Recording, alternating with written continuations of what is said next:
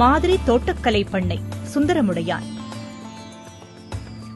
Nursery மனம் பரப்பும் மலர்களை மலரச் செய்யும் பூச்செடிகளையும் பின்னாளில் வளர்ந்து ஆண்டாண்டு காலம் நிழல் பரப்பும் மரக்கன்றுகளையும் முறைப்படி வளர்த்து மக்களுக்கு வழங்கும் இடத்திற்கு இப்பெயர் பொருந்தும்.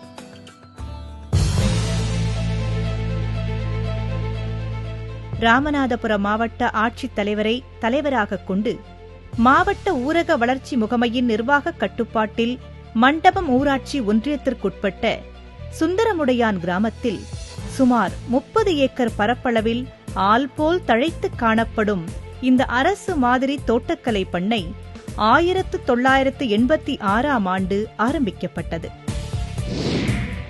வறட்சிக்கு இலக்காகும் பகுதி திட்டத்தின் நிதி உதவியுடன் செயல்படத் தொடங்கிய இப்பண்ணை 1996ஆம் ஆண்டு முதல் எவ்வித அரசு நிதி உதவியுமின்றி தனது சொந்த வருவாயிலிருந்தே சுயநிதி பண்ணையாக செயல்பட்டுக் கொண்டிருக்கிறது. இதில் முக்கியமாக விவசாயிகளுக்கு தேவையான தரமான செடிகள் உற்பத்தி பண்ணுற நாற்றங்களாகவும் விவசாயிகள் நேரடியாக பார்த்து பயன்படுற அளவுக்கு மாதிரி தோட்டமும் 2 பகுதியாக இருக்குது. இந்த மாதிரி தோட்டக்கலை பண்ணையில் பணி செய்வதற்கென மகாத்மா காந்தி தேசிய ஊரக வேலையுறுதி திட்டத்தில் விவசாய நில அபிவிருத்தி திட்டக்கூறு இணைக்கப்பட்டதன் பலனாக கடந்த 3 வருடங்களாக அத்திட்ட பணியாளர்கள் இப்பண்ணை பணிகளில் ஈடுபடுத்தப்பட்டு வருகின்றனர். இதன் மூலம் அப்பணியாளர்களுக்கு முழு ஊதியம் கிடைப்பதுடன் பண்ணை நிர்வாகத்திற்கும் தொழிலாளர்கள் சம்பளத்தில் கணிசமான சேமிப்பு ஏற்படுகின்றது. சுந்தரமுடையான் பண்ணை ஊராட்சியிலே சுமார் 400 குடும்பங்கள் இதிலே பயன்பெறுகிறார்கள். வருடம் முழுவதும் அவர்களுக்கு 100 நாட்கள் அந்த வேலை என்பது வழங்கப்படுகிறது. மகாத்மா காந்தி தேசிய ஊரக அபிவிருத்தி திட்டத்திலே நிர்ணயம் செய்த முழு ஊதியம் அவர்களுக்கு பெறுவதற்கான ஒரு வாய்ப்பு இங்கு கிடைக்கிறது. அதே போல் நாகாட்சி பண்ணையிலும் 800 குடும்பங்கள், அந்த நாகாட்சி கீழநாகாட்சி ஊராட்சியிலே பதிவு பெற்ற குடும்பங்கள் 800, அங்கேயும் 150 பேருக்கு குறையாமல் தினசரி வேலைவாய்ப்பு என்பது அந்த பொதுமக்களுக்கு வழங்கப்படுகிறது. அத்திட்ட பணியாளர்கள் செடிகளுக்கு ஏற்றவாறு எருவுடன் மண்ணை கலந்து கருப்பு நிற பிளாஸ்டிக் பைகளில் நிரப்புகின்றனர்.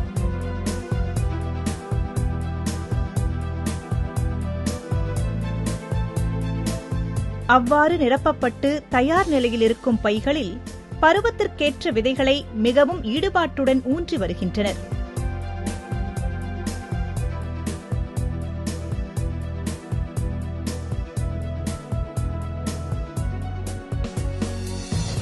செடிகளின் வளர்ச்சிக்கு முக்கிய தேவையான தண்ணீரையும் நேரம் தவறாமல் அவற்றில் பாய்ச்சி வருகின்றனர். மேலும் அவர்கள் செடிகளுக்கு இடையே தேவையில்லாமல் முளைக்கும் களைகளை அவ்வப்பொழுது பறித்தும் வருகின்றனர்.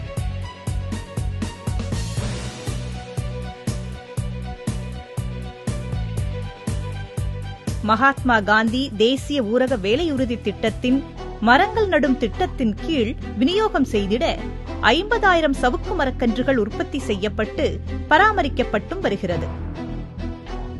மேலும் சாலையோரங்கள் மற்றும் பொது இடங்களில் நடவு செய்திட வேண்டி சுமார் 50,000 எண்ணிக்கைகள் கொண்ட வேம்பு மரக்கன்றுகள் உற்பத்தி செய்யப்பட்டுள்ளது.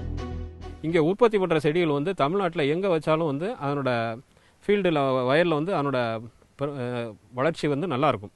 அதனால் நம்ம பண்ண செடிகளை எல்லாருமே விரும்பி வாங்கிட்டு போகிறாங்க. இங்கே வருஷத்துக்கு பார்த்திங்கன்னா கிட்டத்தட்ட இந்த வருஷம் எடுத்துக்கிட்டிங்கன்னா 1 லட்சம் மாஞ்செடி, 40,000 சப்போட்டா, 25,000 கொய்யா, ஒரு 50,000 நெல்லி, அதுபோக மரக்கன்றுகள் மட்டுமே 11 லட்சம் இங்கே உற்பத்தி பண்ணுறோம். அந்த 11 லட்சம் மரக்கன்றுகள் நம்ம என்ஆர்ஜிஎஸ் திட்டத்தில் சாலையோரங்கள் மற்றும் பொது இடங்களில் நிறைய உபயோகப்படுத்துகிறோம். இப்பண்ணையில் ஒரு புது முயற்சியாக வீசுகின்ற காற்றையும் சுட்டெரிக்கின்ற சூரிய கதிர்களையும் கட்டுப்படுத்தி செடிகளுக்கு தேவையான அளவு நீரினை ஸ்பிரேயர் மூலம் தெளித்து கட்டுப்பாடான முறையில் வளர்க்கும் பசுமை குடில் எனப்படும் பாலி கிரீன் ஹவுஸ் என்னும் நவீன கூடம் சிறப்பாக வடிவமைக்கப்பட்டுள்ளது. மேலே இந்த கிளாடிங் மெட்டீரியல் சொல்கிற அந்த வெள்ளை கலர் ஷீட் இருக்குது பார்த்தீங்களா, அந்த கிளாடிங் மெட்டீரியல் ஷீட்டை வச்சு நம்ம ஃபுல்லாக அடைச்சிட்றோம். அது கீழே நிழல் வலை போட்டிருக்கோம். சைடில் இன்செக்ட் ப்ரூஃப் நெட்டு, அதாவது பூச்சி எதுவும் உள்ளே வராதுக்கு அந்த நெட்டு போட்டிருக்கோம். இந்த மாதிரி பண்ணுறதுனால உள்ளே செடிகள்லேருந்து வெளியேற கார்பன் டை ஆக்சைடு வெளியில் போகாது. அந்த கார்பன் டை ஆக்சைடு வெளியில் போகாமல் உள்ளே இருக்கிறதுனால இரவு நேரங்கள்லையும் அதிகமான ஒளிச்சேர்க்கை நடந்து மகசூல் கூடுது. இதில் விளைவிக்கப்படும் காய்களும் பூக்களும் மகசூலை மும்மடங்காக அள்ளித் தருகின்றன. குறைந்த அளவு இடம் வைத்திருக்கும் விவசாயிகளுக்கு இந்த பசுமை குடில் ஒரு உன்னத வரப்பிரசாதமாகும். எப்படி என்றால், இங்கு வளரும் செடிகள் பூச்சிகளிலிருந்தும் நோய் தாக்குதலில் இருந்தும் தாக்குப்பிடிக்கும் என்பதே அது. ஒரு குறிப்பிட்ட பயிருக்கு உண்டான சீசன் இல்லாத நேரத்தில், பருவ காலம் இல்லாத நேரத்தில் கூட அந்த செடியை வந்து நம்ம உற்பத்தி பண்ணுறது மூலமாக மார்க்கெட்டில் வந்து நம்ம அதிகமான விலையை வந்து பெற்று விவசாய லாபமடைய வாய்ப்பு இருக்கு. இப்பண்ணையில் இன்னொரு சிறப்பு அம்சமாக நிழல் வலைக்குடில் எனப்படும் ஷேட் நெட் ஹவுஸ் என்னும் புதுமுறை கையாளப்படுகிறது. இக்குடிலில் வெயிலின் அளவினை குறைத்து ஈரப்பதத்தினை அதிகரித்து ஒட்டுச் செடிகள், வேர்விட்ட குச்சிகளை உற்பத்தி செய்தல் போன்ற பணிகள் மேற்கொள்ளப்படுகிறது. 75% வரை வெயில் இக்குடிலில் கட்டுப்படுத்தப்படுகிறது என்பது இக்குடிலின் சிறப்பம்சம். இப்பண்ணை அமைந்திருக்கும் இடம் மணற்பாங்கான இடமாக இருப்பதினால் இதுநாள் வரை இப்பகுதியில் மா செடிகளை உற்பத்தி செய்ய முடியாத நிலை இருந்தது. இந்நிலையினை போக்கும் விதமாக மா விதைகளை தூவி 15 முதல் 20 நாட்களுக்குள் நாற்றுகளை பைகளில் நடவு செய்து மா வேர்ச்செடிகள் உற்பத்தி செய்திட வழிவகை செய்யப்பட்டுள்ளது. ஒரு வருட வளர்ச்சிக்கு பிறகு இந்த நாற்றுகளை ஒட்டுக்கட்ட பயன்படுத்தலாம். அதேபோல் மா ஒட்டுச் செடிகள் உற்பத்தி செய்வதற்கான மா நெருக்கு நடவு வயல்கள் 6 ஏக்கரில் பராமரிக்கப்படுகிறது. 2 மீட்டர் இடைவெளியில் தேவைப்படும் ரகங்கள் தாய் செடிகளாக நடவு செய்யப்பட்டு 2 வருடங்கள் கழித்து ஒட்டுக்கட்டும் பணி தொடங்கப்படுகிறது.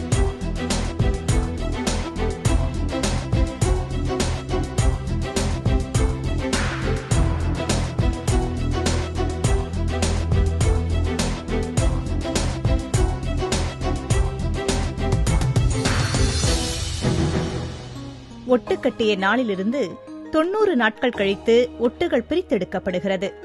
மாவை பொறுத்தவரை பார்த்தீங்கன்னா 7 ரகம் வந்து இங்கே உற்பத்தி பண்ணுறோம். ஏற்றுமதி ரகம் மற்றும் சாய்ஸ் வெரைட்டிஸ் சொல்லுவாங்க. அந்த மாதிரி உள்ள ரகங்களான அல்ஃபோன்சா, இமாம் பசந்த், பங்கனப்பள்ளி, மல்லிகா, நீலம், பெங்களூரா, செந்தூரா, மல்கோவா போன்ற ரகங்கள் வந்து மாவில் வந்து இங்கே உற்பத்தி பண்ணுறோம். அதேபோல் எல்லா சத்துக்களையும் தன்னுள் அடக்கி வைத்துள்ள கொய்யா மரக்கன்றுகளை பதியன்கள் மூலம் உற்பத்தி செய்வதற்காக 1.5 ஏக்கர் பரப்பளவு பயன்படுத்தப்படுகிறது. இங்கு L49 பனாரஸ் ரகங்கள் தாய் மரங்களாக நடவு செய்யப்பட்டு பராமரிக்கப்படுகின்றன. தரைப்பதியன், அதாவது கிரவுண்ட் லேயர் மூலம் கொய்யா செடிகள் வளர்க்கப்படுகின்றன.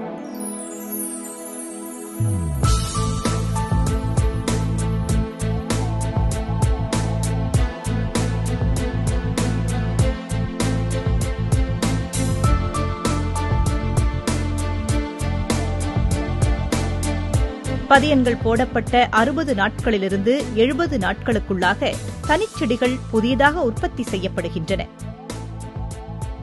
கொய்யாவை பொறுத்தவரை கிட்டத்தட்ட ஒரு 1.5 ஏக்கர் பரப்பில் 1500 தாய் செடிகள் வச்சுருக்கோம். லக்னோ 49 இப்போதைக்கு சந்தையில் வந்து அதிகமாக போகக்கூடிய லக்னோ 49ங்கிற ரகம் வந்து இங்கே உற்பத்தி பண்ணுறோம்.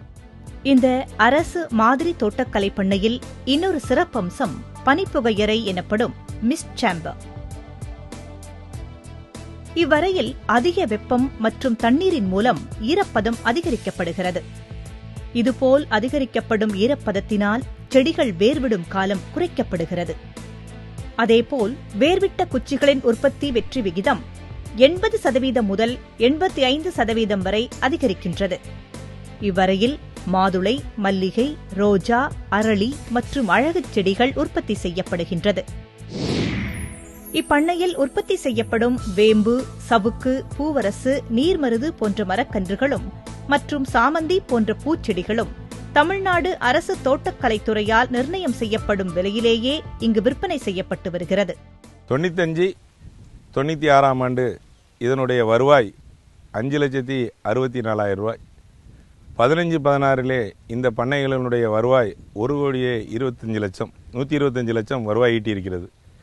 இதற்கு ஒரு முக்கிய காரணம் 2013-14 ஆண்டு முதல் மகாத்மா காந்தி தேசிய ஊரக வேலைவாய்ப்பு திட்டத்தினோடு இந்த பண்ணையினுடைய ஊழியர்களுக்காக ஒரு வேலைவாய்ப்பை வழங்கி அதன் மூலமாக கூடுதலாக நாற்றங்கால் மற்றும் செடிகள் உற்பத்தி பண்ணுவதன் மூலமாக இந்த அளவுக்கு வருவாய் ஈட்டப்பட்டிருக்கிறது.